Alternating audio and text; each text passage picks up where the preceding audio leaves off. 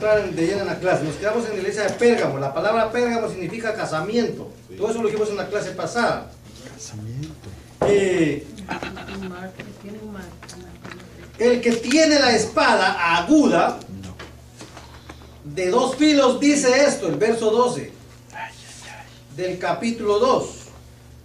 El Señor es el único que puede usar la espada para discernir y para llegar a las profundidades del ser. Fíjese, Él es el único. Permisito, perdón. Hace siervo del Señor. Dios me lo bendiga. Vete, padre, se te quiere mucho. Gracias, igualmente. Demasiado. Entonces,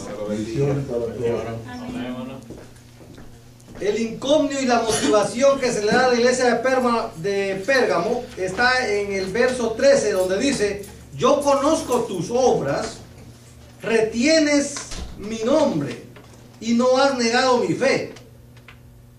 Dice aquí, vemos el encomio del Señor. El encomio es el encargo que Dios le dio a la iglesia por sus obras y fidelidad en mantener su nombre y su fe. Me gustaría que alguien leyera Apocalipsis 3:9 y 2 Timoteo 2:12, otro hermano, solo para tener el contexto bíblico de lo que estamos hablando.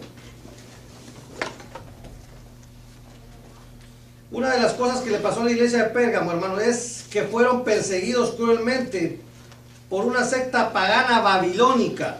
Esta secta, hermanos, fíjese, cuando la iglesia del Señor es perseguida por esta secta babilónica, quiere decir, hablando literalmente, que la iglesia no fue perseguida por hombre alguno, sino fue perseguida directamente por la iglesia, por el diablo, por el enemigo. O sea, la iglesia fue perseguida por el enemigo totalmente.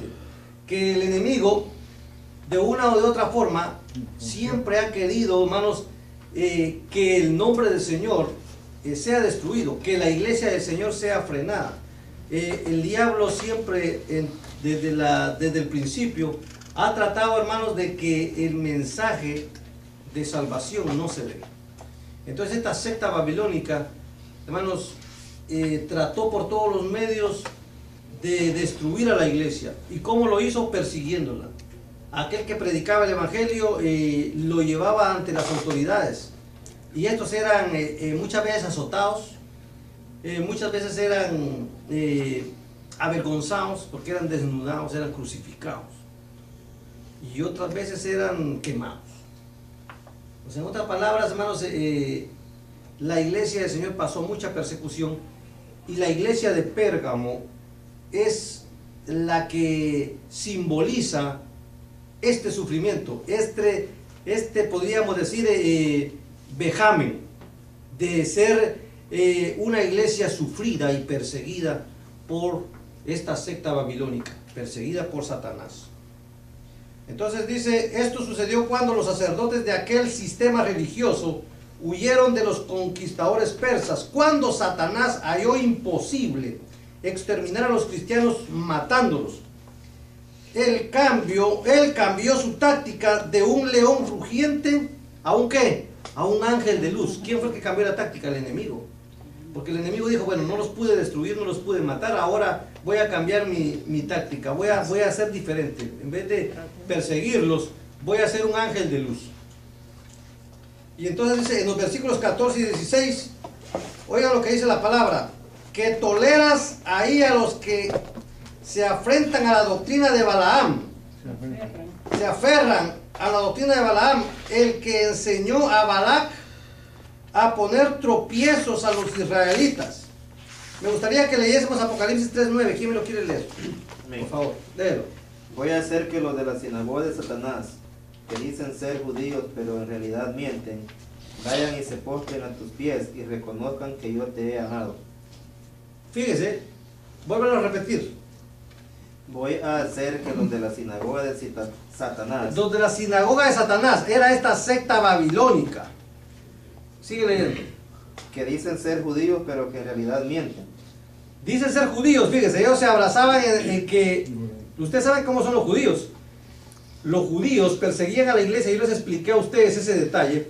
¿Cuál era la razón jurídica por la cual ellos decían perseguir a la iglesia? Recuérdense de que ellos creían de que la salvación era únicamente para los judíos y no para los gentiles.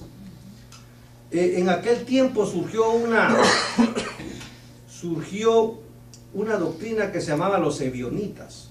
A los ebionitas se les llamaba apóstatas, porque fíjense que esta religión de los ebionitas es la religión babilónica de la que está hablando el pasaje bíblico, porque ellos, hermanos, eran tan extremos en conservar la ley, eran tan extremos en decir de que la salvación que vino Jesucristo a predicar era únicamente para los judíos y no para los gentiles. Entonces, esta raza de los ebionitas, que era una secta judaica,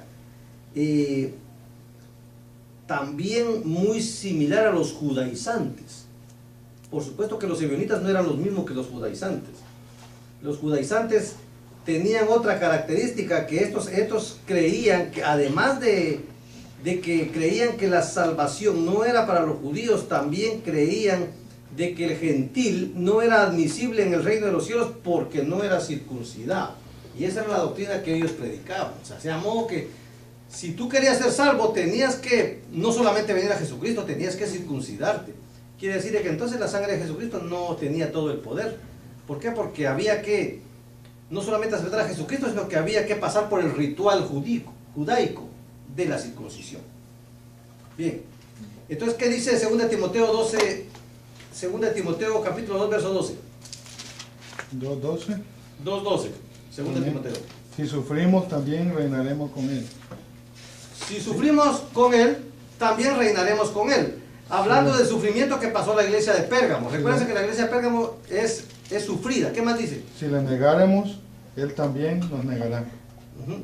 Si fuéramos infieles, él permanece fiel. Él no puede negarse a sí mismo. Ahora leamos Números 22, 26.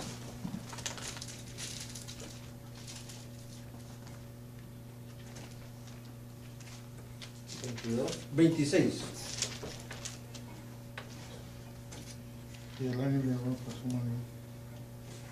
El ángel del Señor se les adelantó y se detuvo en un lugar más estrecho, donde ya no había hacia dónde volverse. Ajá. Está hablando de los tropiezos de los israelitas cuando eran perseguidos ¿por quién? ¿Quién perseguía a los israelitas en ese tiempo? Voy a leer la porción. El ángel del, si quiere leo del 25. Del 25. Cuando la burra vio el ángel del Señor, se arrimó contra la pared, con lo que lastimó el pie de Balaam. Entonces Balaam volvió a pegarle. Ujú. El ángel del Señor se les adelantó y se detuvo en un lugar más estrecho, donde ya no había hacia dónde volverse. Ajá, y sigue leyendo. Cuando la burra vio el ángel del Señor, se echó en el suelo con Balaam encima. Entonces se encendió la ira de Balaam y golpeó a la burra con un palo. Pero el Señor hizo hablar a la burra y ella le dijo a Balaam: Ujú. ¿se puede saber qué te he hecho para que me hayas pegado 3 veces? Balaam respondió: te has venido burlando de mí. Si hubiera tenido una espada en la mano, te habría matado de inmediato. ¿Sí? Ajá. Sí. La burra le contestó a Balaam: ¿acaso no soy la burra sobre la que siempre has montado hasta el día de hoy? ¿Alguna vez te he hecho algo así? Ujú. No, respondió Balaam. El Señor abrió los ojos de Balaam y éste pudo ver el ángel del Señor en el camino, y empuñando la espada Balaam se inclinó entonces y se postró rostro a tierra. Wow. Tuve una conversación con el animal. Sí, fíjese hermanos, fíjese a qué extremo. Tenemos esperanza. Fíjese a qué extremo llegó Balaam con la burra. El pecado, hermanos, de la fornicación espiritual. Dice la enseñanza de Balaam, de la cual fue culpable la iglesia cuando ella entró en la unión con el Estado. Dese cuenta que la iglesia de Pérgamo representa a la gran ramera. Como esta fornicó con el pecado. Como esta hizo de la palabra hermanos, podríamos decir, una falacia. Cómo ella tergiversó la verdad espiritual, como lo que le pasó a Balaam. Fíjese, la iglesia empezó a ver solo las cosas superficiales, no las cosas espirituales. Como cuando Balaam iba caminando con la burra, pasó de que alguien tan insignificante como un burro pudo ver al ángel. Sin embargo, Balaam, que tenía el conocimiento, no veía el ángel. Lo mismo pasó con la iglesia. Sí, dime, hermano. No, es que con mi seña le quería decir que Balaam se sentía muy alto, muy elevado, que todo lo sabía, pero no era que estaba levantando la mano. Por supuesto. Entonces, la iglesia católica, fíjese, ellos tenían algo en su concepto inicial, en el tiempo en que estamos hablando. Estamos hablando en el tiempo, hermanos, en donde Constantino tomó el poder, o sea que el cristianismo se entronizó, Constantino se puso en el trono en el 323, en el año 323, y entronizó el cristianismo porque él se hizo cristiano. Pero cuando Constantino se hizo cristiano, también él, fíjese, hizo de que la iglesia y el Estado fueran una sola. Él tomó a la iglesia para sí y le dio poder a la iglesia. En otras palabras, fíjese que los que eran ancianos se convirtieron en sacerdotes. Los que eran obispos se constituyeron cardenales y papas. Les dio poder a estos a tal punto, hermanos, de que aquel que no se sujetase a lo que ellos decían, fíjese, gente con mucho conocimiento de la palabra, pero no tenían espiritualidad. ¿Se están dando cuenta? Todo lo que cualquiera podía ver, ellos que eran los que tenían el conocimiento, dejaron de ser espirituales. Dejaron, ¿por el poder que tenían? Sí, dejaron de ver las cosas que Dios quería que vieran y empezaron a enmarcarse en lo material. Por eso es de que, hermanos, empezaron a adulterar la palabra. La adulteraron, ¿por qué? Es como, por ejemplo, si tuviera aquí hay un vaso. Si tuviera este vaso, fíjese, y en este vaso yo deposito el líquido vital que es el agua, ¿verdad? Ahí un poquito. Si yo, por ejemplo, tengo el agua, esa agua contiene H2O, que es la fórmula del agua. Solo tiene que tener H2O, el agua pura. Pero si al agua pura yo le añado otro ingrediente, por pequeño que el ingrediente sea, yo se lo deposito, estoy adulterando el agua, ¿sí o no? Porque ya no es agua pura, estoy cambiando su consistencia, estoy cambiando su ingrediente vital. Algo hay dentro de esa agua que hace que ya no sea pura. Eso fue lo que hizo la Iglesia Católica cuando empezó a añadirle a la palabra cosas que no eran de la verdad divina, cosas que no eran espirituales. Cuando empezó a añadir cosas que, hermanos, no tenían nada que ver con la palabra del Señor. Y una de las cosas en donde esta iglesia empezó a hacer abominación ante los ojos de Dios fue cuando trajo, hermanos, todo el paganismo, porque la iglesia, como quería quedar bien con el pueblo, entonces fíjese lo que pasó con esta iglesia de Pérgamo, podríamos decir, es de que todo aquello que era pagano lo trajo a la iglesia. Todo lo que era idolatría lo trajo a la iglesia. Por ejemplo, en aquel tiempo la diosa Isis era una de las diosas más famosas en Egipto y en Roma. esta se cambió por la Virgen María. Y la Virgen María se trajo a la iglesia y empezó a idolatrarse a la Virgen María. Empezó, hermanos, a traerse a Juan, empezó a traerse a Pedro, empezó a traerse a los 12 apóstoles, a ponerles el nombre de santos y a ponerlos en las iglesias. Y empezó la idolatría de esta forma. Y este fue el ingrediente que se le puso al agua pura, que ya no era pura la palabra. ¿Por qué? Porque se estaba adulterando, forzando prácticamente al creyente a la adoración a estos santos. ¿Están entendiéndonos? Y aquí empezó la fornicación de la iglesia. Fornicación porque aquello que era abominación ante los ojos de Dios pasó a ser, hermanos, un elemento esencial para ejercer el cristianismo, entre comillas. Por ejemplo, usted no podía entrar al templo sin arrodillarse ante la imagen, ante la estatua. Usted tenía que confesarse. El confesionario es otro ingrediente adúltero de la palabra, porque en ninguna porción bíblica dice que nosotros debemos de confesarnos ante un hombre. Dice que nosotros tenemos un abogado, un único abogado, que es ¿quién? Jesucristo.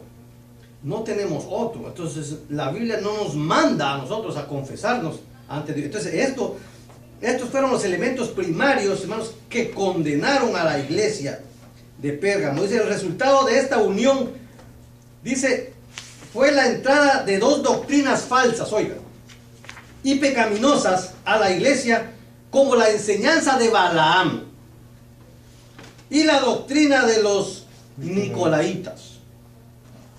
Ya explicamos, esta enseñanza tuvo su origen en la iglesia de Éfeso, pero continuó hasta el tiempo de la iglesia de Pérgamo, ya que era fuerte y con tretas políticas por parte de los obispos y el clero. Oigan, Constantino dio a los obispos edificios grandes, hermosos y costosos.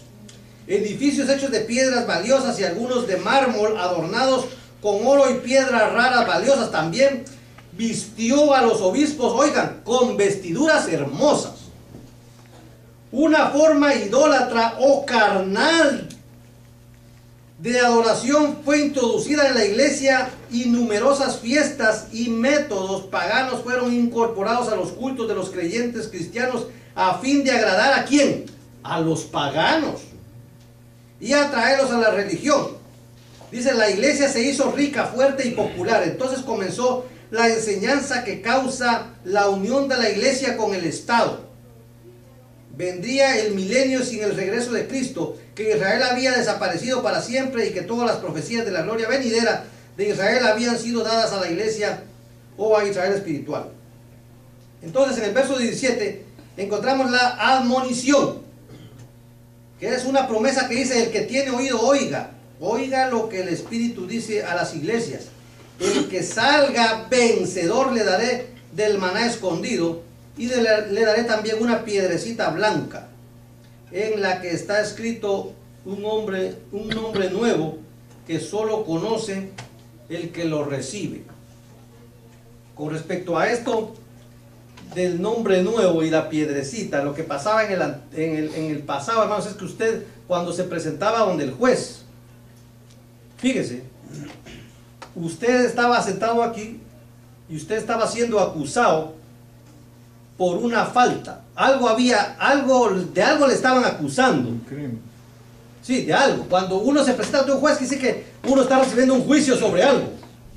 Entonces en el pasado, cuando usted recibía juicio, yo estaba aquí sentado y yo estoy recibiendo juicio. Aquí está el juez. Entonces cuando el juez considera que en ese juicio que se le ha hecho usted es totalmente inocente de culpa, a usted se le daba una piedrecita blanca.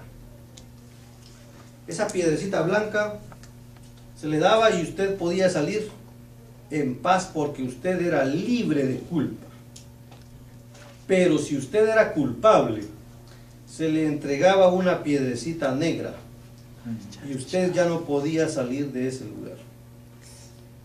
usted iba al calabozo o iba a la muerte, iba a la horca o a la crucifixión.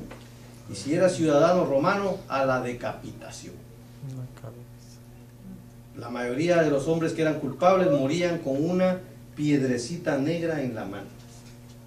Entonces, por eso la palabra del Señor trae en este verso la piedrecita, y la piedrecita blanca con un nombre nuevo, porque tú has pasado el juicio de Dios, y en ese juicio tú fuiste encontrado libre de pecado, porque la sangre de Cristo nos justifica, la sangre de Cristo nos redime, y esa es la que nos hace limpios.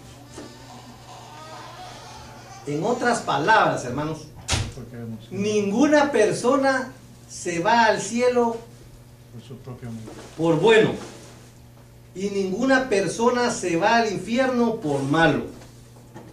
Fíjense, cualquier persona puede hacer muchísimas cosas buenas. Es más, muchas personas se creen tan buenas, hermanos, y son tan como que tan dignas, pero ninguna persona, por muy buena que parezca o digna que parezca, se merece el cielo. Ninguna. Si alguien es merecedor del cielo, hermanos, es aquel que ha sido lavado con la sangre de Jesucristo. O sea, el que va al cielo no va por bueno, sino que va por la gracia de Jesucristo al cielo. Y el que va para el infierno, se va al infierno no porque haya sido malo, se va al infierno porque ha negado el nombre de nuestro Señor Jesucristo. ¿Ya se dan cuenta? O sea, no se va al infierno por mal, sino por haber rechazado a Jesucristo. Ese es el pecado que lo lleva al infierno. ¿Están entendiendo esa parte? ¿Les gusta esa parte? A mí me gusta esa parte. Amén, amén. Porque yo sé que por muchas cosas buenas que yo haga, no me merezco el cielo. Bendiga, papito. Bendiciones, hermano. Pero por la gracia y misericordia de Dios es que yo voy a ir al cielo. Entonces, eso es lo que, esa doctrina no está en la iglesia de Pérgamo. En la iglesia de Pérgamo había que hacer muchas obras buenas para ir al cielo. Ahora vamos con la iglesia de Tiatira, vamos a ir más rápido. Me tardé un poco en esto porque era importante mencionarlo. ¿Sabe por qué? Porque esta es la gran ramera del que habla el Apocalipsis. Y como lo menciona de esta manera, había que mencionar la forma en que fue adulterada la palabra. Entonces, por ejemplo, otra de las cosas en que hay total, hermanos, falsedad, es en que ninguna alma se puede sacar del infierno. ¿Entiende? Por medio ¿cómo le llaman ellos? El purgatorio. O sea, el purgatorio tampoco es parte de la palabra del Señor. Y este es un negocio que ellos tienen. Bien. La iglesia de Tiatira. La palabra Tiatira quiere decir aquella que está cansada de sacrificar. Las condiciones en la iglesia de Tiatira representan, dice, proféticamente el periodo de iglesia desde la asunción de la soberanía papal. Fíjense, les voy a explicar aquí. La iglesia de Pérgamo termina con la entronización de la iglesia con el Estado. O sea, es cuando se entroniza el cristianismo. Quiere decir cuando la iglesia se convierte también en el poder del Estado, junto con Constantino. Ahí termina la iglesia de Pérgamo. Y la iglesia de Tiatira comienza entonces con la soberanía del poder papal, con el pontifical por el obispo de Roma, o sea, con el poderío del obispado en Roma. Dice, extendiéndose hasta el tiempo de la Reforma bajo Martín Lutero.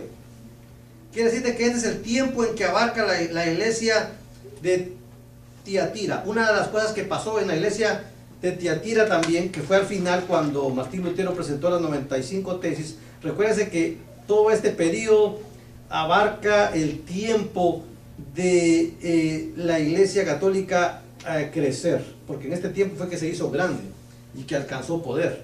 Aquí fue que surgieron los papas, aquí fue que se dividió también la iglesia católica, los del occidente con los del oriente con occidente. Entonces, usted sabe de que la Iglesia Católica está partida en dos. Ellos tienen también otra iglesia que es la episcopal. Tienen la misma corriente, pero no es la misma Iglesia Católica. Sabes que la Iglesia Episcopal, ellos sí se casan, mientras que la del Occidente, la donde están los papas, estos no se pueden casar. Estos tienen otro régimen, diferente doctrina. Bien. Entonces, ya hablamos del tiempo. Vamos a ir un poquito más rápido. Dice, unir los cristianos y los paganos. Vamos a ir hasta el verso 24 y se puede ver que la iglesia iba de corrupción política a corrupción eclesiástica. Quiere decir de que la iglesia empezó a embarrarse con el gobierno y empezó, hermanos, a adoptar los pecados del gobierno. En vez de, fíjense, de la iglesia influenciar hacia el Estado empezó a influenciar sobre la iglesia. Los pecados del Estado empezaron a ser parte de los pecados de la iglesia. Quiere decir que la iglesia empezó a tomar los pecados del Estado. Todo aquello que el Estado practicaba corruptamente, la iglesia lo empezó a practicar de igual manera. ¡Qué tragedia! Porque estaban casados. Estaban casados ya. Versículo 19. Fíjese, todas estas porciones bíblicas hablan sobre la iglesia católica. Quiero que usted lo sepa. Está enfocada específicamente en la gran ramera y en sus fornicaciones. Versículo 19 dice, oiga, conozco tus obras, tu amor y tu fe, tu servicio y tu perseverancia, y sé que tus últimas obras son más abundantes que las primeras. Está hablando de obras. Es un encomio del Señor, y por haber progresado en fe y en obras, tus últimas obras son más abundantes que las primeras. Verso 20. Se menciona aquí a Jezabel. Dice, sin embargo, tengo en tu contra que toleras a Jezabel, esa mujer que dice ser profetisa. Con sus enseñanzas engaña a mis siervos, pues los induce a cometer inmoralidades sexuales y a comer alimentos sacrificados a ídolos. Fue Jezabel una mujer pagana, hermanos, idólatra, casada con el rey Acab de Israel. Fue también la que introdujo la adoración a Baal en el pueblo de Israel y persiguió y dio muerte a los profetas de Jehová. Así la iglesia la anunció como profetisa con el pretexto de las enseñanzas de la iglesia son superiores a la palabra de Dios. Como consecuencia de esto, dice, iniciaron en parte las cruzadas y la cruel Inquisición. ¿Quién fue el que empezó las cruzadas y la Inquisición? Fue la Iglesia Católica. La Iglesia Católica, cuando iban y le daban queja de que alguien estaba predicando en el parque y estaba hablando sobre Jesucristo, Salvador de todos, y que por su gracia, no por obras, y entonces era traído a la corte, y era la Iglesia Católica quien lo juzgaba, y ellos determinaban qué era lo que se hacía con ese hombre, y la mayoría de veces en la Inquisición eran quemados. Dice que eran quemados como antorchas vivas, porque les prendían fuego, hermanos, estando vivos, y se les pedía, para ser liberados, se les pedía que negaran el nombre de Jesucristo como Salvador. Y entonces se les acusaba de anatemas, se les acusaba de mentirosos, se les acusaba de escandalizar. Y la que llevó adelante las cruzadas y la Inquisición fue la Iglesia Católica.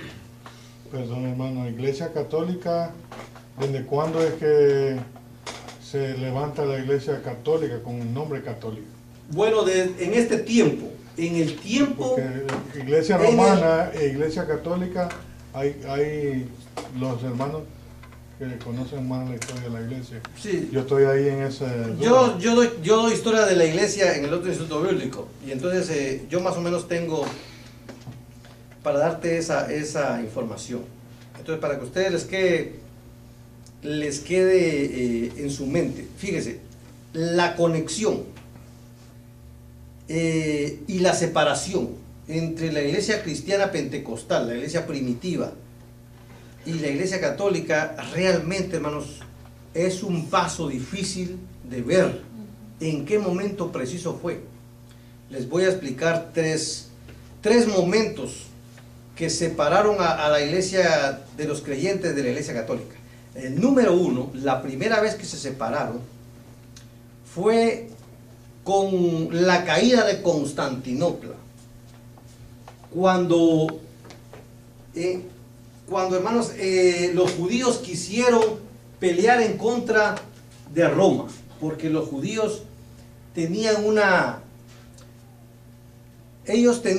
idea falsa de el Mesías. Entonces ellos en parte no creían que Jesucristo había sido el Mesías y que él había muerto. La mayoría de judíos, como los judaizantes, por ejemplo, los que nunca creyeron en nuestro Señor Jesucristo, ellos estaban esperando siempre de que ellos iban a ser una iglesia y un pueblo que iban a dominar al mundo, porque así lo dice la palabra, que los israelitas, hermanos, se iban a estar sobre, ¿verdad? Nunca debajo.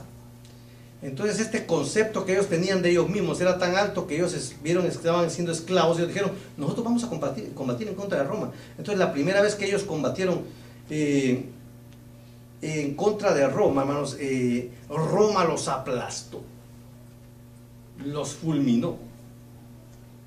Entonces muchos judíos que eran creyentes de la iglesia primitiva, fíjese, que estaban de este lado de ser judíos, porque sencillamente eran judíos como los judaizantes, ¿verdad?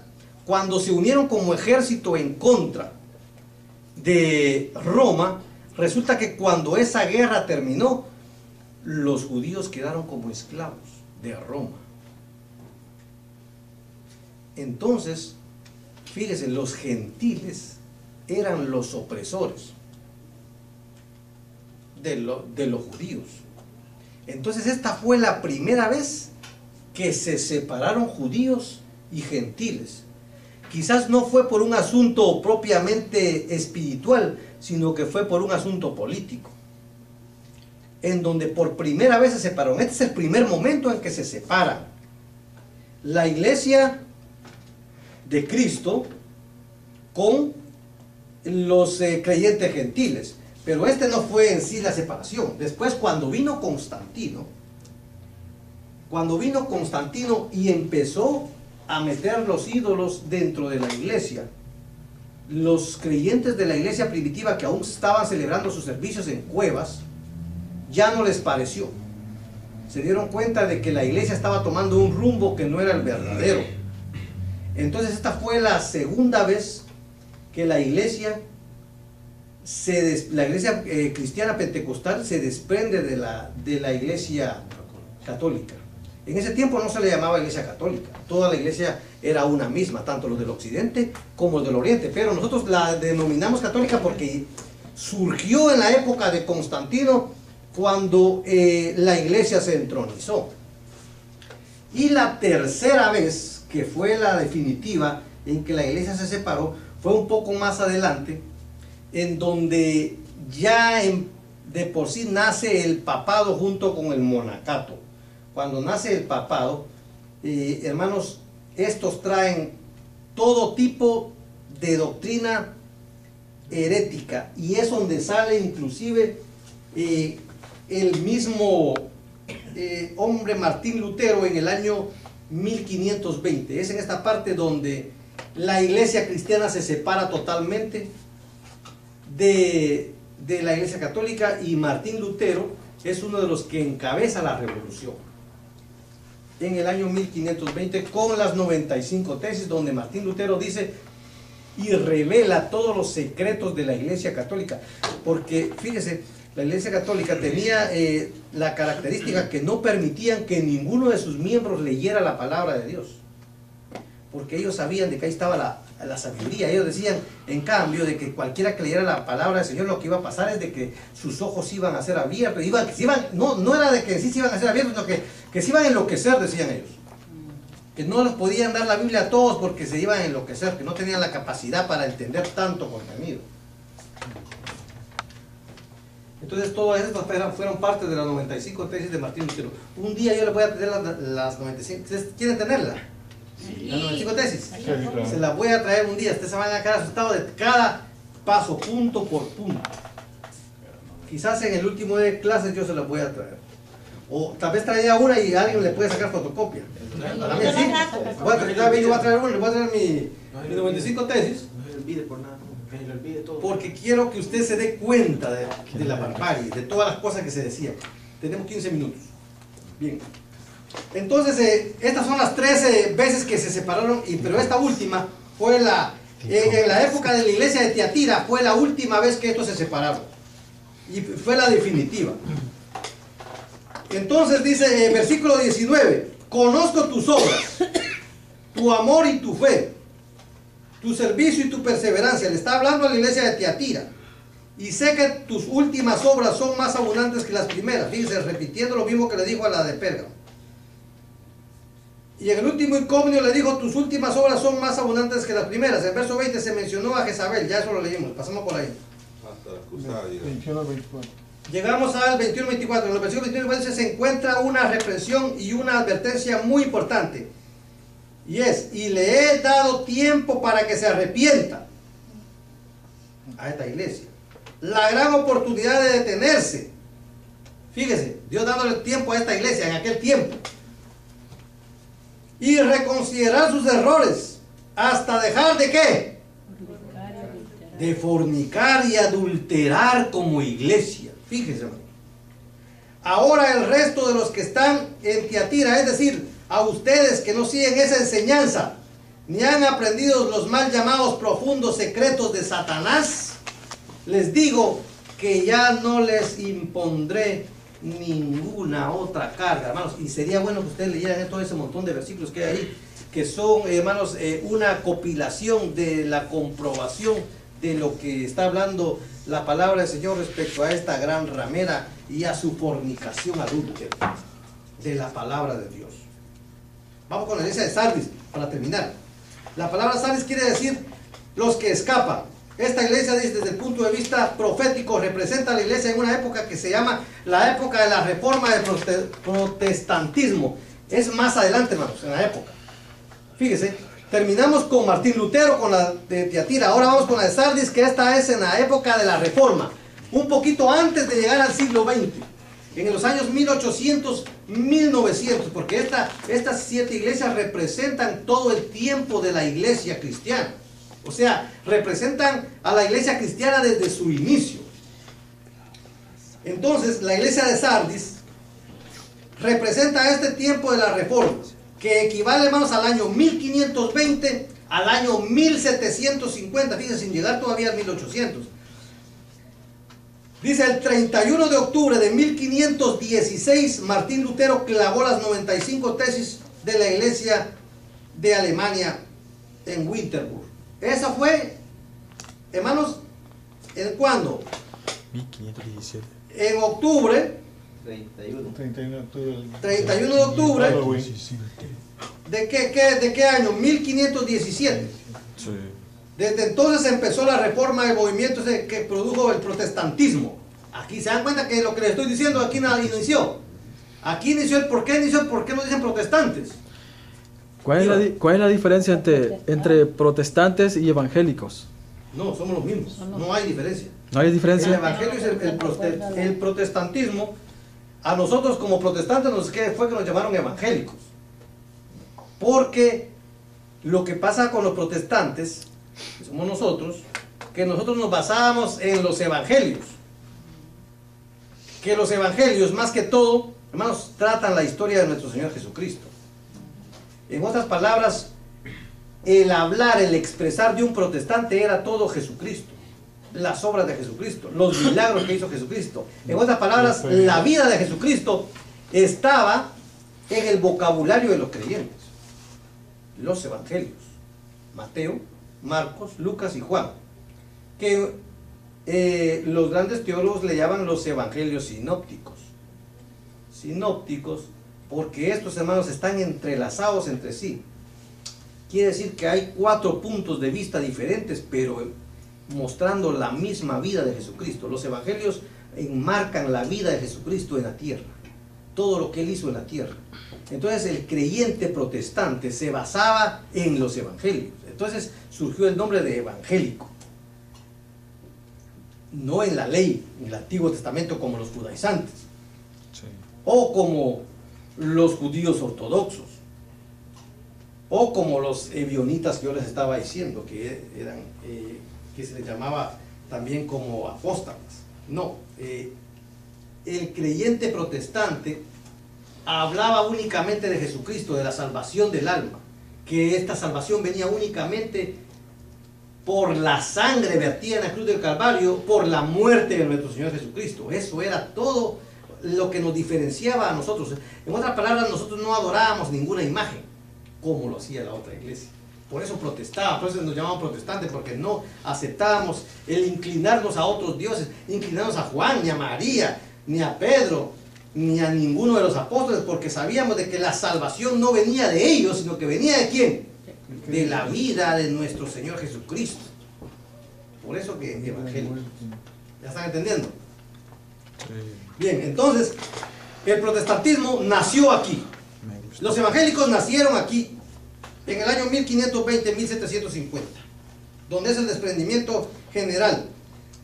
Dice, el ángel habla a la iglesia de Sardis de su estado espiritual. Otra vez dice, conozco tus obras. Dese cuenta que Jesucristo a todo el mundo le dice, conozco, a todas las iglesias le ha dicho, conozco tus obras. Yo sé lo que tú estás haciendo. Yo sé lo que estás haciendo tú. Y así a cada una le dijo que conocía sus obras. Tienes fama de estar vivo, pero en realidad estás muerto.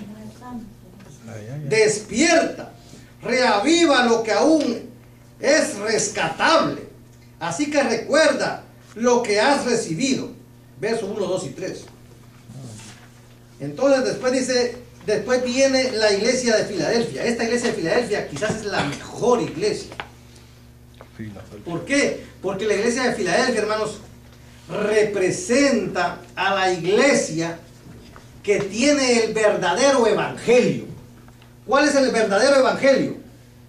El evangelio, ¿cuál es el evangelio de Jesucristo?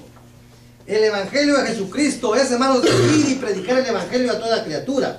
El que creyere y fuere bautizado será salvo, mas el que no creyere será condenado. En otras palabras, el evangelio consiste en predicar respecto a Jesucristo, que salva, que sana, que bautiza, que viene otra vez. Ese es el evangelio.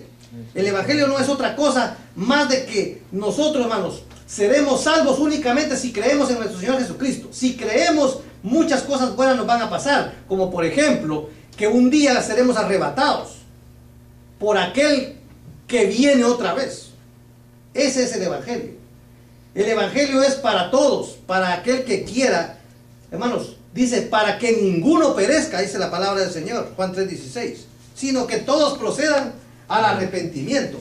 Entonces, la iglesia de Filadelfia, hermanos, dice que esta se caracterizaba por ser una iglesia misionera que alcanzaba las almas. Filadelfia quiere decir amor fraternal. Esta iglesia representa el periodo de 1750 hasta hoy, hasta el siglo XX. Ella es la verdadera iglesia dentro de la iglesia nominal. Dice, hermanos, que esta iglesia fue una separación de la iglesia de Tiatira y la de Sardis. La caridad y amor fraternal de la iglesia de Filadelfia disiparon las amargas animosidades que caracterizaban las disputas teológicas del periodo de Sardis. Esto hizo posible la evangelización y la extensión misionera de los últimos 200 años. Wow. Entonces, dése cuenta que la palabra evangelio viene de evangelización, de predicación, de dar el mensaje a otras naciones, de no quedarnos con el mensaje solo nosotros. No, esa bendición que tenemos nosotros hay que compartirla. Esa es la evangelización. Entonces, como Sardis protestó contra Tiatira, así Filadelfia es una protesta contra Sardis porque estaba muerta, fría y sin el Espíritu de Dios. Filadelfia, dice, no era una secta, sino un cuerpo de creyentes ungidos con el Espíritu Santo. Entre sus cualidades más sobresalientes estaba la obediencia a la palabra de Dios y su fidelidad y devoción al nombre de nuestro Señor Jesucristo. En el versículo 7 dice, esto dice el santo, el verdadero, el que tiene la llave de David.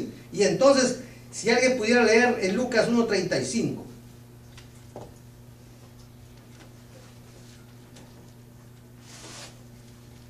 Fíjese esto que dice en el verso 8 de Apocalipsis, del capítulo, estamos en el capítulo 3.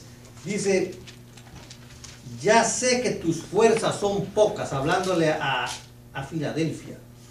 Lucas, ¿qué dijo uno? Lucas capítulo 1, verso 35. Respondiendo el ángel le dijo, el Espíritu Santo vendrá sobre ti, y el poder del Altísimo te cubrirá con su sombra. Por lo cual también el santo ser que nacerá será llamado Hijo de Dios. Amén. ¿Hablando de quién? Del verdadero Hijo de Dios, de Jesucristo, el Salvador del mundo. Entonces el versículo 8 dice, ya sé que tus fuerzas son pocas, pero has obedecido mi palabra. Es lo que le dice a la iglesia de Filadelfia. Esto indica que estuvo grave, a punto de morir, pero que se está recuperando y todavía no está bien de salud. Eso representa la iglesia de nosotros en la actualidad.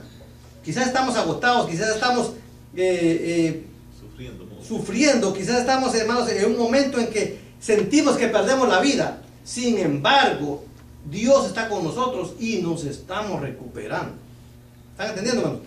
Y las fuerzas pocas que tenemos las estamos utilizando para la evangelización. Esa es la iglesia de hoy.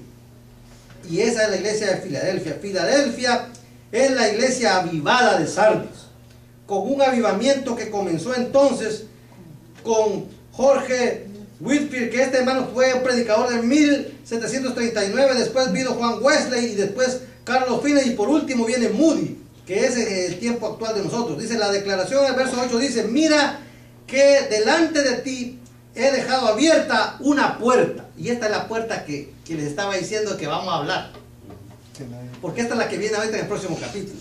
He dejado una puerta abierta que nadie puede cerrar. Qué lindo esa palabra. Y cuando lleguemos a esa puerta, usted se va a dar cuenta qué tremenda puerta es la que Dios ha dejado abierta. Esta iglesia inició la evangelización misionera que continúa hasta los días de Carey, que fue a la India en 1793, y para él fue una puerta abierta que continúa abierta en Asia, en África, en el sur y centro de América.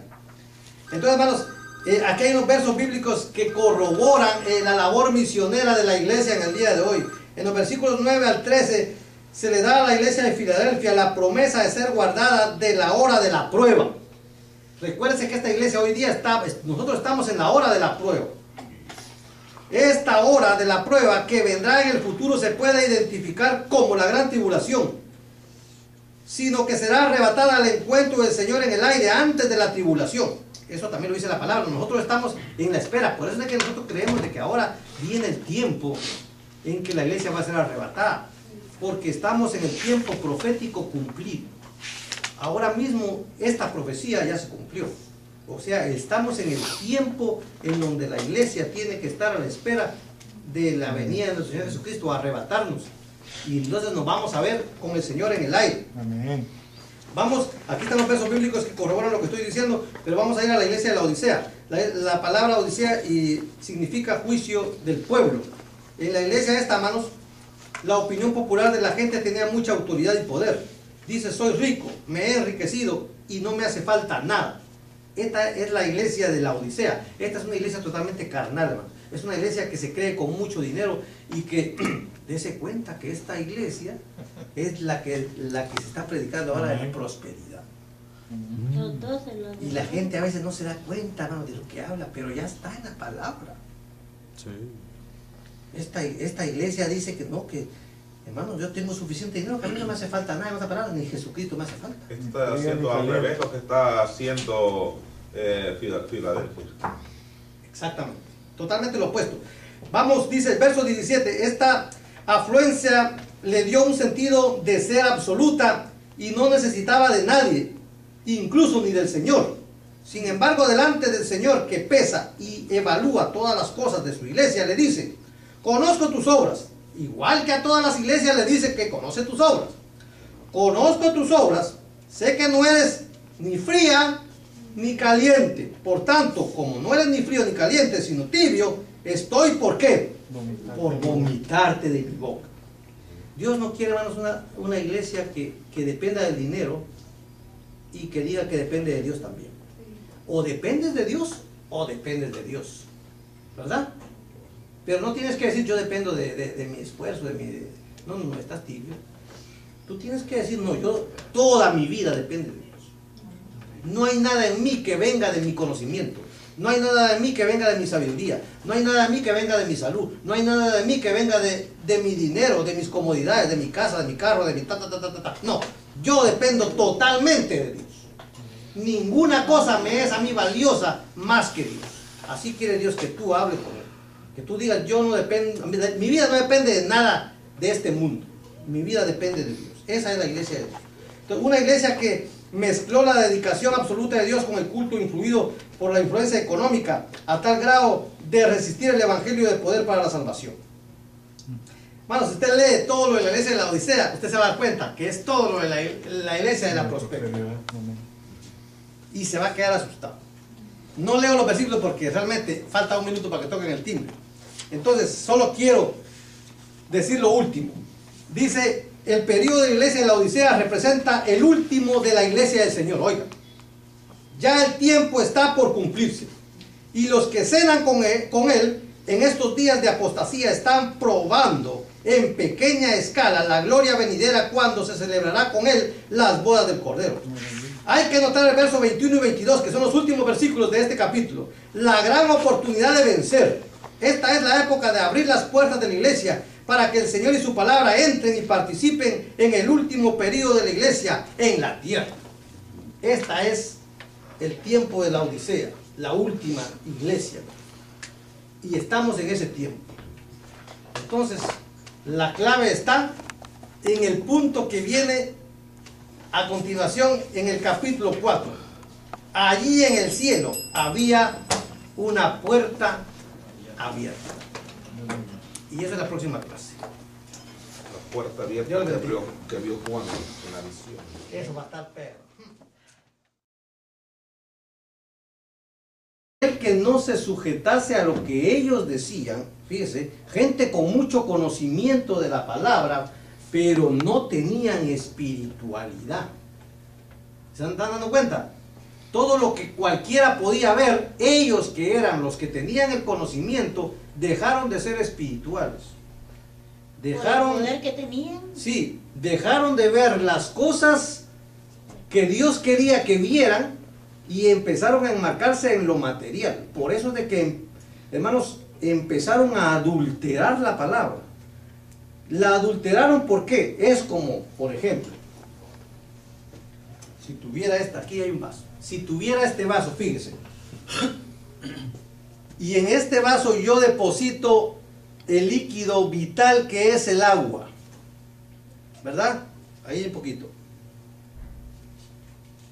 Si yo, por ejemplo, tengo el agua, esa agua contiene H2O, que es la fórmula del agua. Solo tiene que tener H2O, el agua pura. Pero si al agua pura yo le añado otro ingrediente, por pequeño que el ingrediente sea, yo se lo deposito, estoy adulterando el agua, ¿sí o no? Porque ya no es agua pura, estoy cambiando su consistencia. Estoy cambiando su ingrediente vital. Algo hay dentro de esa agua que hace que ya no sea pura. Eso fue lo que hizo la Iglesia Católica cuando empezó a añadirle a la palabra cosas que no eran de la verdad divina, cosas que no eran espirituales. Cuando empezó a añadir cosas que, hermanos, no tenían nada que ver con la palabra del Señor. Y una de las cosas en donde esta iglesia empezó a hacer abominación ante los ojos de Dios fue cuando trajo, hermanos, todo el paganismo, porque la iglesia, como quería quedar bien con el pueblo, entonces fíjese lo que pasó con esta iglesia de Pérgamo, podríamos decir, es de que todo aquello que era pagano lo trajo a la iglesia. Todo lo que era idolatría lo trajo a la iglesia. Por ejemplo, en aquel tiempo la diosa Isis era una de las diosas más famosas en Egipto y en Roma. Esta se cambió por la Virgen María. Y la Virgen María se trajo a la iglesia y empezó a idolatrarse a la Virgen María. Empezó, hermanos, a traerse lo que habla, pero ya está en la palabra. Sí. Esta iglesia dice que no, que hermanos, yo tengo suficiente dinero, que a mí no me hace falta nada, en otras palabras, ni Jesucristo me hace falta. Está haciendo al revés lo que está haciendo Filadelfia. Exactamente, totalmente lo opuesto. Vamos, dice el verso 17, esta afluencia le dio un sentido de ser absoluta y no necesitaba de nadie, incluso ni del Señor. Sin embargo, delante del Señor, que pesa y evalúa todas las cosas de su iglesia, le dice: conozco tus obras. Igual que a todas las iglesias le dice que conoce tus obras. Conozco tus obras, sé que no eres ni fría ni caliente. Por tanto, como no eres ni frío ni caliente, sino tibio, estoy, ¿por qué? Por vomitarte de mi boca. Dios no quiere, hermanos, una iglesia que dependa del dinero y que diga que depende de Dios también. O dependes de Dios o dependes de Dios, ¿verdad? Pero no tienes que decir yo dependo de mi esfuerzo, no, estás tibio. Tú tienes que decir, no, yo toda mi vida depende de Dios. No hay nada en mí que venga de mi conocimiento. No hay nada de mí que venga de mi sabiduría. No hay nada de mí que venga de mi salud. No hay nada de mí que venga de mi dinero, de mis comodidades, de mi casa, de mi carro, de mi ta. No, yo dependo totalmente de Dios. Ninguna cosa me es a mí valiosa más que Dios. Así quiere Dios que tú hables con Él. Que tú digas, yo no dependo, mi vida no depende de nada de este mundo. Mi vida depende de Dios. Esa es la iglesia de Dios. Entonces, una iglesia que mezcló la dedicación absoluta de Dios con el culto influido por la influencia económica a tal grado de resistir el evangelio de poder para la salvación. Bueno, si usted lee todo lo de la iglesia de la Odisea, usted se va a dar cuenta que es todo lo de la iglesia de la prosperidad. Y se va a quedar asustado. No leo los versículos porque realmente falta un minuto para que toquen el timbre. Entonces, solo quiero decir lo último. Dice, el periodo de la iglesia de la Odisea representa el último de la iglesia del Señor. Oiga, ya el tiempo está por cumplirse. Y los que cenan con él en estos días de apostasía están probando en pequeña escala la gloria venidera cuando se celebrará con él las bodas del Cordero. Hay que notar el verso 21 y 22, que son los últimos versículos de este capítulo. La gran oportunidad de vencer. Esta es la época de abrir las puertas de la iglesia para que el Señor y su palabra entren y participen en el último periodo de la iglesia en la tierra. Esta es el tiempo de la Odisea, la última iglesia. Y estamos en ese tiempo. Entonces, la clave está en el punto que viene a continuación en el capítulo 4. Allí en el cielo había el poder. ¿Por qué? Porque había que no solamente aceptar a Jesucristo, sino que había que pasar por el ritual judaico de la circuncisión. Bien. Entonces, ¿qué dice 2 Timoteo 12? 2 Timoteo capítulo 2, verso 12.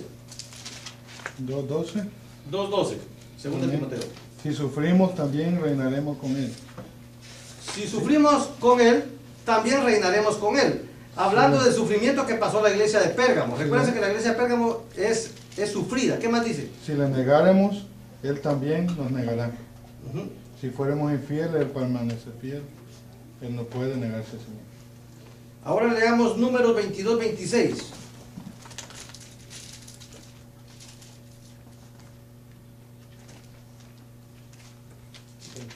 26. Y el ángel de Dios pasó mal. El ángel del Señor se les adelantó y se detuvo en un lugar más estrecho, donde ya no había hacia dónde volverse. Ajá. Está hablando de los tropiezos de los israelitas cuando eran perseguidos ¿por quién? ¿Quién perseguía a los israelitas en ese tiempo? Voy a leer la porción. El ángel del, si quiere leo del 25. Del 25. Cuando la burra vio el ángel del Señor, se arrimó contra la pared, con lo que lastimó el pie de Balaán. Entonces Balaam volvió a pegarle. el ángel del Señor se les adelantó y se detuvo en un lugar más estrecho donde ya no había hacia dónde volverse. Ahí sigue leyendo. Cuando la burra vio el ángel del Señor, se echó en el suelo con Balaam encima. Entonces se encendió la ira de Balaam y golpeó a la burra con un palo. Pero el Señor hizo hablar a la burra y ella le dijo a Balaam: ¿se puede saber qué te he hecho para que me hayas pegado 3 veces? Balaam respondió: te has venido burlando de mí. Si hubiera tenido una espada en la mano, te habría matado de inmediato. ¿Sí? La burra le contestó a Balaam: ¿acaso no soy la burra sobre la que siempre has montado hasta el día de hoy? ¿Alguna vez te he hecho algo así? No, respondió Balaam. El Señor abrió los ojos de Balaam y éste pudo ver el ángel del Señor en el camino, y empuñando la espada Balaam se inclinó entonces y se postró rostro a tierra. Wow. Tuve una conversación con el animal. Sí, fíjese, hermanos, fíjese a qué extremo. Tenemos esperanza. Fíjese a qué extremo llegó Balaam con la burra. El pecado, hermanos, de la fornicación pues, iba a la muerte, iba a la horca o a la crucifixión. Y si era ciudadano romano, a la decapitación. La mayoría de los hombres que eran culpables morían con una piedrecita negra en la mano. Entonces, por eso la palabra del Señor trae en este verso la piedrecita, y la piedrecita blanca con un nombre nuevo, porque tú has pasado el juicio de Dios, y en ese juicio tú fuiste encontrado libre de pecado, porque la sangre de Cristo nos justifica, la sangre de Cristo nos redime, y esa es la que nos hace limpios. En otras palabras, hermanos, ninguna persona se va al cielo por su propio mérito, por bueno, y ninguna persona se va al infierno por malo. Fíjese, cualquier persona puede hacer muchísimas cosas buenas.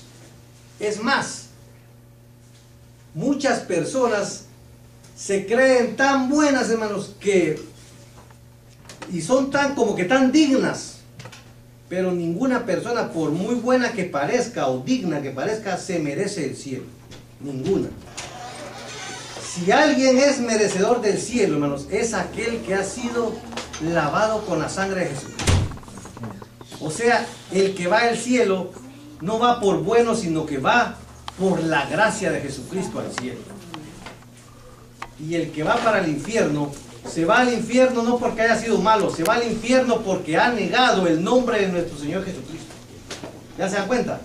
O sea, no se va al infierno por mal, sino por haber rechazado a Jesucristo. Ese es el pecado que lo lleva al infierno. ¿Están entendiendo esa parte? ¿Les gusta esa parte? A mí me gusta esa parte. Amén, amén. Porque yo sé que por muchas cosas buenas que yo haga, no me merezco el cielo. Bendiga, papito. Bendiciones, hermano. Pero por la gracia y misericordia de Dios es que yo voy a ir al cielo. Entonces, eso es lo que, esa doctrina no está en la iglesia de Pérgamo. En la iglesia de Pérgamo había que hacer muchas obras buenas para ir al cielo. Ahora vamos con la iglesia de Tiatira, vamos a ir más rápido. Me tardé un poco en esto porque era importante mencionarlo. ¿Sabe por qué? Porque esta es la gran ramera del que habla el Apocalipsis. Y como lo menciona de esta manera, había que mencionar la forma en que fue adulterada la palabra. Entonces, por ejemplo, otra de las cosas en que hay total, hermanos, falsedad, es en que ninguna alma se puede sacar del infierno. Eclesiástica. Quiere decir de que la iglesia empezó a embarrarse con el gobierno y empezó, hermanos, a adoptar los pecados del gobierno. En vez de, fíjense, de la iglesia influenciar hacia el Estado empezó a influenciar sobre la iglesia. Los pecados del Estado empezaron a ser parte de los pecados de la iglesia. Quiere decir que la iglesia empezó a tomar los pecados del Estado.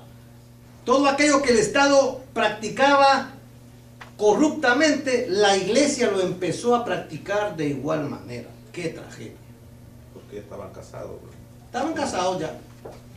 Versículo 19. Fíjense, todas estas porciones bíblicas hablan sobre la Iglesia Católica. Quiero que usted lo sepa. Está enfocada específicamente en la gran ramera y en sus fornicaciones. Versículo 19 dice, oiga, conozco tus obras, tu amor y tu fe, tu servicio y tu perseverancia, y sé que tus últimas obras son más abundantes que las primeras. Está hablando de obras.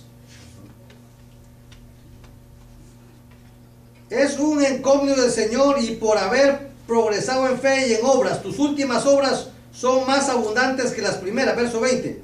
Se menciona aquí a Jezabel. Dice, sin embargo, tengo en tu contra que toleras a Jezabel, esa mujer que dice ser profetisa. Con sus enseñanzas engaña a mis siervos, pues los induce a cometer inmoralidades sexuales y a comer alimentos sacrificados a ídolos. Fue Jezabel una mujer pagana, hermanos, idólatra, casada con el rey Acab de Israel.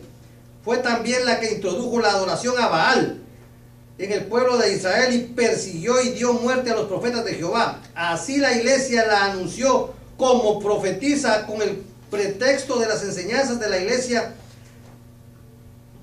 son superiores a la palabra de Dios. Como consecuencia de esto, dice, iniciaron en parte las cruzadas y la cruel Inquisición. ¿Quién fue el que empezó las cruzadas y la Inquisición?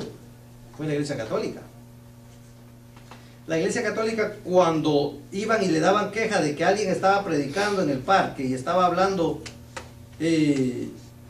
sobre Jesucristo, Salvador de todos,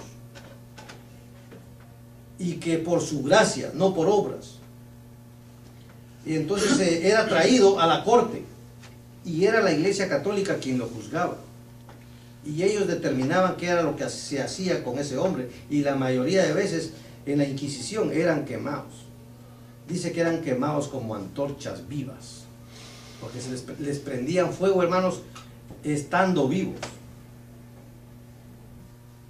Que los evangelios, más que todo, hermanos, tratan la historia de nuestro Señor Jesucristo. En otras palabras, el hablar, el expresar de un protestante era todo Jesucristo, las obras de Jesucristo, los milagros que hizo Jesucristo. En otras palabras, la vida de Jesucristo estaba en el vocabulario de los creyentes. Los evangelios, Mateo, Marcos, Lucas y Juan, que los grandes teólogos le llaman los evangelios sinópticos. Sinópticos porque estos, hermanos, están entrelazados entre sí. Quiere decir que hay 4 puntos de vista diferentes, pero mostrando la misma vida de Jesucristo. Los evangelios enmarcan la vida de Jesucristo en la tierra, todo lo que Él hizo en la tierra. Entonces el creyente protestante se basaba en los evangelios. Entonces surgió el nombre de evangélico,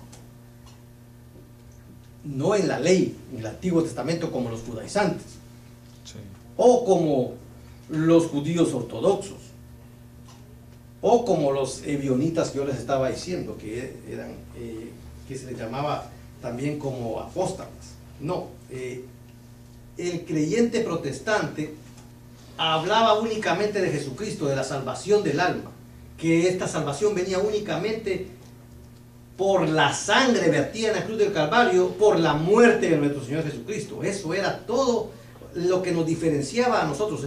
En otras palabras, nosotros no adorábamos ninguna imagen, como lo hacía la otra iglesia. Por eso protestaban, por eso nos llamaban protestantes, porque no aceptábamos el inclinarnos a otros dioses, inclinarnos a Juan, ni a María, ni a Pedro, ni a ninguno de los apóstoles, porque sabíamos de que la salvación no venía de ellos, sino que venía de ¿quién?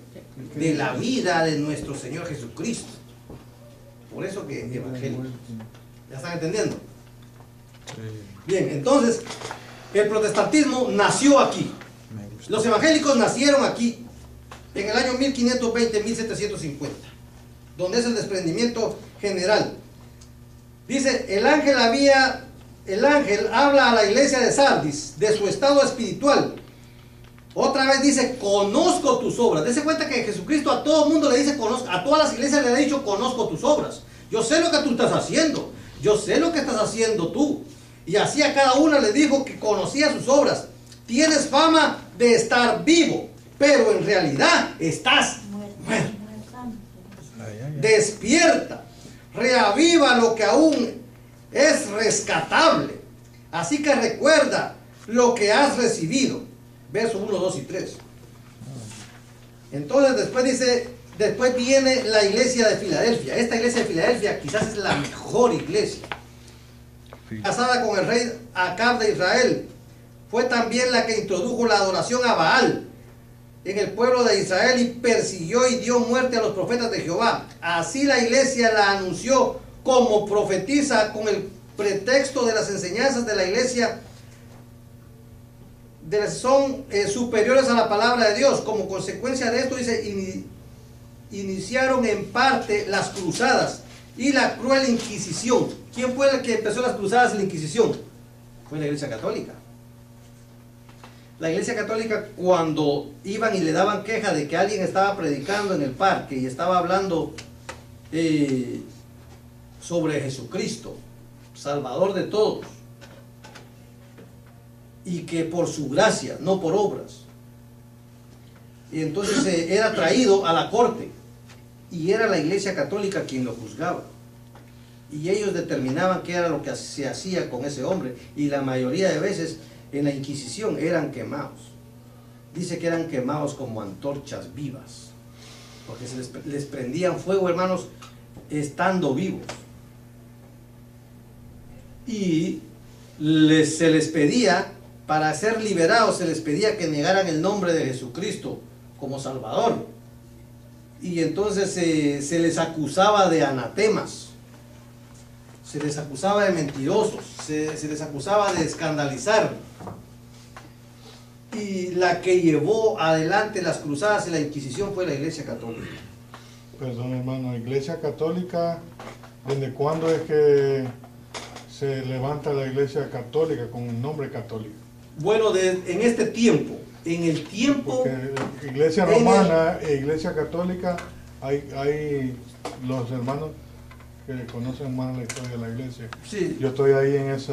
Yo doy historia de la Iglesia en el otro instituto bíblico, y entonces yo más o menos tengo para darte esa información. Entonces, para que ustedes les quede en su mente, fíjese, la conexión y la separación entre la iglesia cristiana pentecostal, la iglesia primitiva, y la iglesia católica, realmente, hermanos, es un paso difícil de ver en qué momento preciso fue. Les voy a explicar tres momentos que separaron a la iglesia de los creyentes de la iglesia católica. El número uno, la primera vez que se separaron fue con la caída de Constantinopla, cuando hermanos, los judíos quisieron pelear en contra de Roma. La vida, sin embargo, Dios está con nosotros y nos estamos recuperando. ¿Están entendiendo, hermanos? Y las fuerzas pocas que tenemos las estamos utilizando para la evangelización. Esa es la iglesia de hoy. Y esa es la iglesia de Filadelfia. Filadelfia es la iglesia avivada de Sardis, con un avivamiento que comenzó entonces con Jorge Whitfield, que hermano fue un predicador de 1739, después vino Juan Wesley y después Carlos Finney, y por último viene Moody, que es el tiempo actual de nosotros. Dice la declaración, el verso 8 dice: mira que delante de ti he dejado abierta una puerta. Y esta es la puerta que les estaba diciendo que vamos a hablar, porque esta es la que viene ahorita en el próximo capítulo. He dejado una puerta abierta que nadie puede cerrar. Qué lindo esa palabra. Y cuando lleguemos a esa puerta, usted se va a dar cuenta qué tremenda puerta es la que Dios ha dejado abierta. Esta iglesia inició la evangelización misionera que continúa hasta los días de Carey, que fue a la India en 1793, y para él fue una puerta abierta que continuó abierta en Asia, en África, en el sur y centro de América. Entonces, hermanos, aquí hay unos versos bíblicos que corroboran la labor misionera de la iglesia en el día de hoy. En los versículos 9 al 13 se le da a la iglesia de Filadelfia la promesa de ser guardada de la hora de la prueba. Recuérdense que esta iglesia hoy día nosotros estamos en la hora de la prueba. Esta hora de la prueba que vendrá en el futuro se puede identificar como la gran tribulación, sino que será arrebatada al encuentro del Señor en el aire antes de la tribulación. Eso también lo dice la palabra. Nosotros estamos en la espera. Por eso es que nosotros creemos de que ahora viene el tiempo en que la iglesia va a ser arrebatada, porque estamos en el tiempo profético cumplido. Ahora mismo esta profecía ya se cumplió. O sea, estamos en el tiempo en donde la iglesia tiene que estar a la espera de la venida de nuestro Señor Jesucristo a arrebatarnos. Y entonces nos vamos a ver con el Señor en el aire. Amén.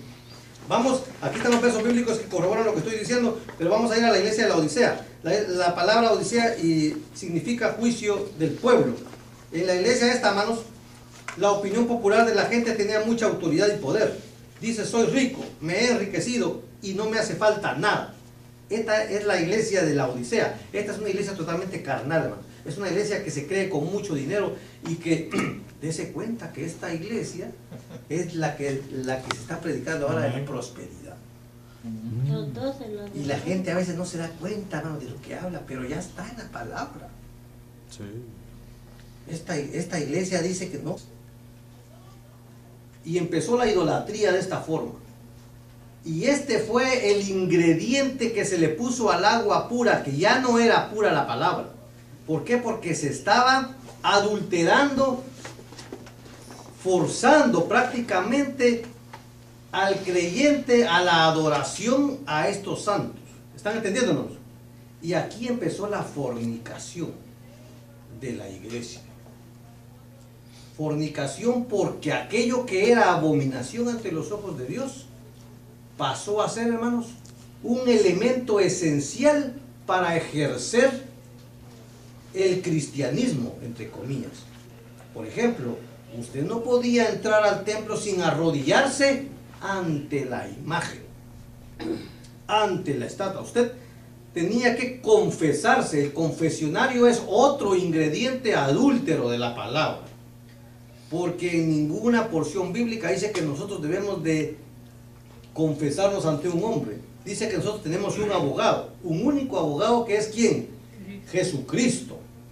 No tenemos otro. Entonces la Biblia no nos manda a nosotros a confesarnos ante Dios. Entonces estos fueron los elementos primarios, hermanos, que condenaron a la iglesia de Pérgamo. Dice, el resultado de esta unión, dice, fue la entrada de dos doctrinas falsas, oigan, y pecaminosas a la iglesia, como la enseñanza de Balaam y la doctrina de los nicolaitas.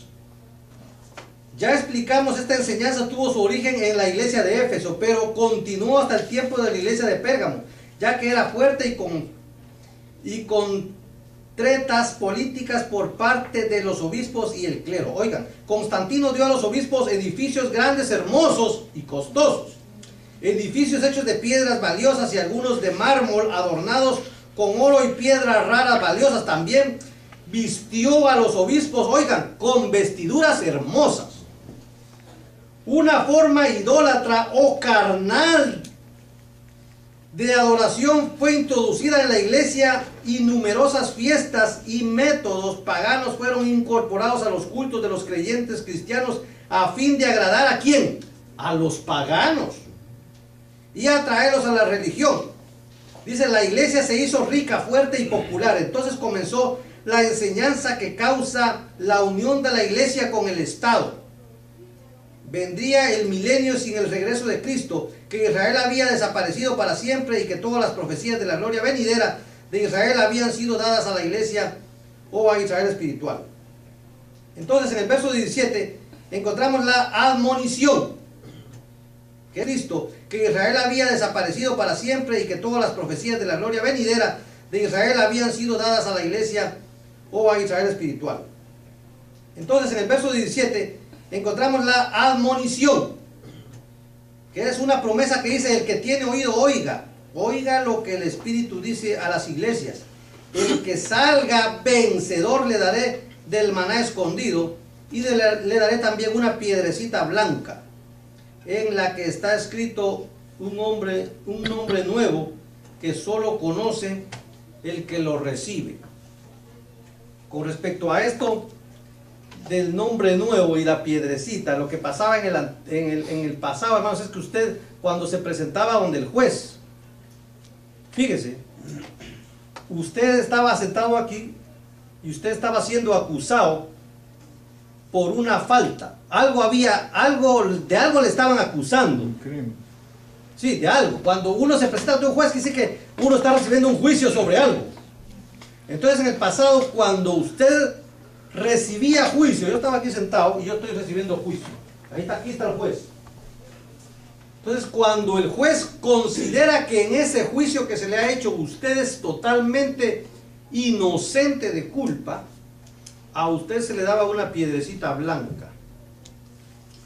Esa piedrecita blanca se le daba y usted podía salir en paz porque usted era libre de culpa. Pero si usted era culpable, se le entregaba una piedrecita negra y usted ya no podía salir de ese lugar. Usted iba al calabozo o iba a la muerte, iba a la horca o a la crucifixión. Y si era ciudadano romano, a la decapitación. La mayoría de los hombres que eran culpables morían con una piedrecita negra en la mano. Entonces, por eso la palabra del Señor trae en este verso la piedrecita y la piedrecita blanca con un nombre nuevo, porque tú has pasado el juicio de Dios y en ese juicio tú fuiste encontrado libre de pecado, porque la sangre de Cristo nos justifica, la sangre de Cristo nos redime y esa es la que nos hace limpios. En otras palabras, hermanos, ninguna persona se va al cielo por su propio mérito, por bueno, y ninguna persona se va al infierno por malo. Fíjese, cualquier persona puede hacer muchísimas cosas buenas. Es más, que la iglesia cristiana pentecostal se desprende de la iglesia católica. En ese tiempo no se le llamaba iglesia católica, toda la iglesia era una misma, tanto los del occidente como los del oriente, pero nosotros la denominamos católica porque surgió en la época de Constantino, cuando la iglesia se entronizó. Y la tercera vez, que fue la definitiva en que la iglesia se separó, fue un poco más adelante, en donde ya de por sí nace el papado junto con el monacato. Cuando nace el papado, hermanos, estos traen todo tipo de doctrina herética, y es donde sale inclusive el mismo hombre Martín Lutero en el año 1520. Es en esta parte donde la iglesia cristiana se separa totalmente de la iglesia católica, y Martín Lutero es uno de los que encabeza la revolución en el año 1520 con las 95 tesis, donde Martín Lutero dice y revela todos los secretos de la iglesia católica, porque fíjese, la iglesia católica tenía la característica que no permitían que ninguno de sus miembros leyera la palabra de Dios, porque ellos sabían de que ahí estaba la sabiduría. Ellos decían, en cambio, de que cualquiera que leyera la palabra del Señor, lo que iba a pasar es de que sus ojos iban a ser abiertos, no era de que sí se iban a ser abiertos, sino que se iban a enloquecer, decían ellos, que no les podían dar la Biblia a todos porque se iban a enloquecer, que no tenían la capacidad para entender tanto contenido. Entonces todas estas fueron parte de las 95 tesis de Martín Lutero. Un día yo les voy a traer las 95, ¿ustedes quieren tenerla? Sí. Las 95 tesis. Sí, claro. Se las voy a traer un día, ustedes se van a quedar asustados de cada paso, punto por punto. Quizás en el último de clases yo se las voy a traer. O tal vez traía una y alguien le puede sacar fotocopia. Para mí sí. Yo voy a traer una, le voy a traer mi 95 tesis. No se olvide por nada, que se le olvide todo. Porque quiero que usted se dé cuenta de la barbarie, de todas las cosas que se decían. Tenemos 15 minutos. Bien. Entonces, estas son las 13 veces que se separaron, pero esta última fue en la época de la iglesia de Tiatira, fue la última vez que estos se separaron. Y fue la definitiva. Entonces dice, versículo 19, conozco tus obras, tu amor y tu fe, tu servicio y tu perseverancia. Le está hablando a la iglesia de Tiatira. Y sé que tus últimas obras son más abundantes que las primeras. Fíjense, repitiendo lo mismo que le dijo a la de Pérgamo. Y en el último incógnito le dijo, tus últimas obras son más abundantes que las primeras. En el verso 20 se menciona asunción de la soberanía papal. Fíjense, les voy a explicar aquí. La iglesia de Pérgamo termina con la entronización de la iglesia con el Estado. O sea, es cuando se entroniza el cristianismo. Quiere decir cuando la iglesia se convierte también en el poder del Estado, junto con Constantino. Ahí termina la iglesia de Pérgamo. Y la iglesia de Tiatira comienza entonces con la soberanía del poder papal, con el pontifical por el obispo de Roma, o sea, con el poderío del obispado en Roma. Dice, extendiéndose hasta el tiempo de la Reforma bajo Martín Lutero. Quiere decir que este es el tiempo en que abarca la iglesia de Tiatira. Una de las cosas que pasó en la iglesia de Tiatira también, que fue al final cuando Martín Lutero presentó las 95 tesis. Recuérdense que todo este periodo abarca el tiempo de la iglesia católica a crecer, porque en este tiempo fue que se hizo grande y que alcanzó poder. Aquí fue que surgieron los papas, aquí fue que se dividió también la iglesia católica, los del occidente con los del oriente con occidente. Entonces usted sabe de que la iglesia católica está partida en dos. Ellos tienen también otra iglesia que es la episcopal, tienen la misma corriente, pero no es la misma iglesia católica. Sabes que la iglesia episcopal, ellos sí se casan, mientras que la del occidente, la donde están los papas, estos no se pueden casar, estos tienen otro régimen, diferente doctrina. Bien, entonces ya hablamos del tiempo, vamos a ir un poquito más rápido. Dice, unir los cristianos y los paganos. Vamos a ir hasta el verso 24 y se puede ver que la iglesia iba de corrupción política a corrupción eclesiástica. Quiere decir de que la iglesia empezó a embarrarse con el gobierno y empezó, hermanos, a adoptar los pecados del gobierno. En vez de, fíjense, de la iglesia influenciar hacia el Estado empezó a influenciar sobre la iglesia. Los pecados del Estado empezaron a ser parte de los pecados de la iglesia. Quiere decir que la iglesia empezó a tomar los pecados del Estado. Todo aquello que el Estado practicaba corruptamente, la iglesia lo empezó a practicar de igual manera. ¡Qué tragedia! Porque ya estaban casados. Estaban casados ya. Versículo 19. Fíjense, todas estas porciones bíblicas hablan sobre la iglesia católica. Quiero que usted lo sepa.